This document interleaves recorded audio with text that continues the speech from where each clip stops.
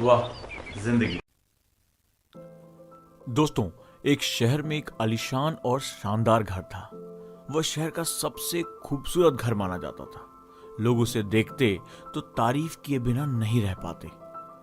एक बार घर का मालिक किसी काम से कुछ दिनों के लिए शहर से बाहर चला गया। कुछ दिनों बाद जब वो वापस लौटा तो देखा कि उसके मकान से धुआं उठ रहा है। करीब जाने पर उसे किसी आग की लपटें उठती हुई दिखाई पड़ी। उसका खूबसूरत घर जल रहा था। वहां तमाशाबीनों की भीड़ जमा थी जो उस घर से जलने का तमाशा देख रही थी। अपने खूबसूरत घर को अपनी ही आंखों के सामने जलता हुआ देखकर वो व्यक्ति चिंता में पड़ गया। उसे समझ में नहीं आ रहा था कि वो क्या करे, कैसे अपने घर को जलने से बचाए। वो लोगों से मदद की गुहार लगाने लगा कि वे किसी भी तरह उसके घर को जलने से बचा लें।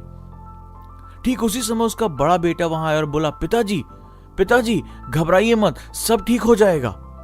इस बात पर वो कुछ नाराज होता हुआ बोला, कैसे ना घबराऊं, मेरा इतना खूबसूरत घर जल रहा है।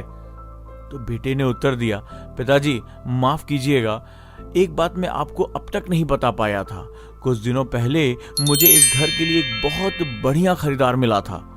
उसने मेरे सामने मकान की कीमत 4 गुना रख दी।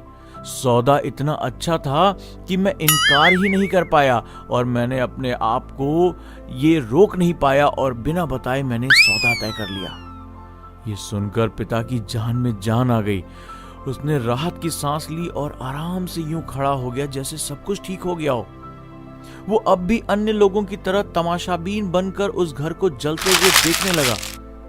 तभी उसका दूसरा बेटा आया और बोला, पिताजी पिताजी हमारा घर जल रहा है और आप हैं कि बड़े आराम से यहां खड़े होकर इसे जलता हुआ देख रहे हैं, आप कुछ करते क्यों नहीं?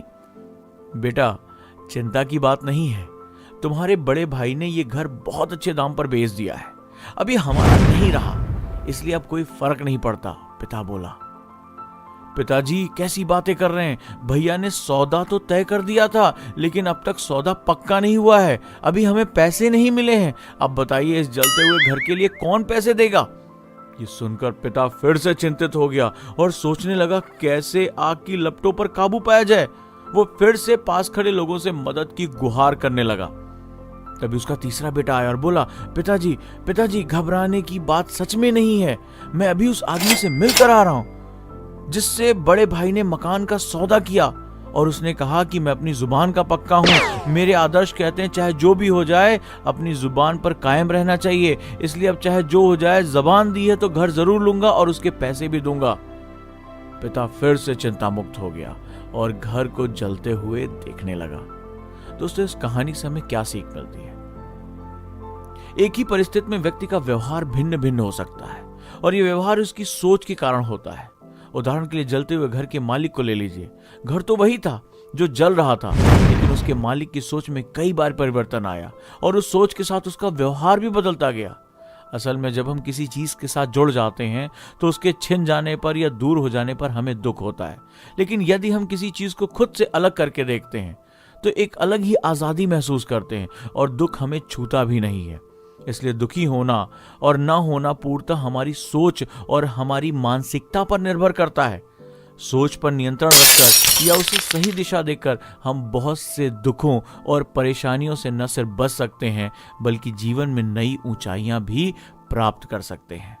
दोस्तों, ये कहानी कैसी लगी, इस कहानी का संदेश कैसा लगा, इस वीडियो को लाइक करके कमेंट में जरूर बताएं। मैं आपका गाइड ओजांग जिंदगी को खूबसूरत बनाने की ये कहानियां आपके सामने लेकर आता रहूंगा और हम मिलजुल कर जिंदगी नाम के इस उत्सव को मनाएंगे और कहें,